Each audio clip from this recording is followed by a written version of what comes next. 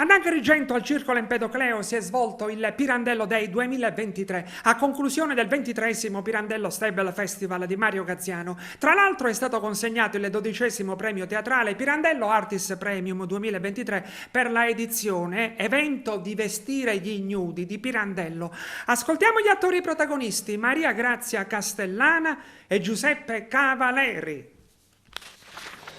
Nell'ambito del Pirandello Day, pertanto, è stata premiata anche la rappresentazione di Vestire gli ignudi di Pirandello con 2 attori protagonisti, Giuseppe Cavaleri e Maria Grazia Castellana. Sì, quest'anno una sezione particolare del Pirandello Day 2023 è stata dedicata interamente all'azione scenica Vestire gli ignudi, che è stata rappresentata lo scorso 25 agosto al Caos nel contesto della 23esima edizione del Pirandello Stable Festival. Personalmente sono davvero felice di avere ricevuto questo importante premio e colgo l'occasione per ringraziare intanto il professore Gaziano, regista di questa bella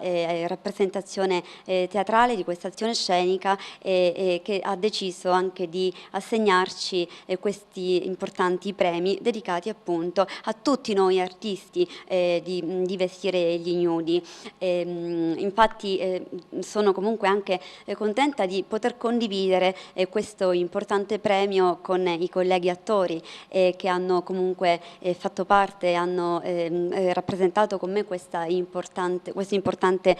spettacolo che è stato uno spettacolo molto forte e che ha ricevuto grandissimi consensi e grandissimi riscontri di pubblico, un pubblico numerosissimo il 25 agosto al Caos che ci ha regalato poi grandissime soddisfazioni e gratificazioni da un punto di vista artistico e da un punto di vista umano. Grazie ancora al professore Gaziano, nostro direttore artistico del Pirandello Stable Festival e regista di questo spettacolo, per averci regalato questa splendida occasione. Grazie.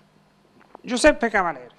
Beh sì, gratificazioni e soddisfazioni sono 2 parole che spesso si incontrano quando si ha a che fare con l'arte del teatro, l'arte della recitazione, quest'arte che ci permette sempre di immedesimarci con le anime nostre, ma anche con le anime dei personaggi che comunque andiamo ad interpretare, personaggi complessi, pirandelliani, quindi abbastanza complicati nel loro intimo, soprattutto in quest'opera in cui ritorna sempre il concetto di maschera. In questo caso si parla più che altro di vestire, quindi di una veste che viene affibbiata, attribuita con la forza a volte dalla società ai loro personaggi che quindi accettano o rifiutano una veste, e da questa accettazione o rifiuto parte tutta una serie di peripezie, una serie di sconvolgimenti che porteranno poi a portare sul teatro, sul palco quest'arte teatrale di cui nostra guida è stata il professor Gaziano, che ringrazio sempre per l'opportunità e per approfondire sempre di più, grazie a lui, questo meraviglioso mondo che è appunto il teatro.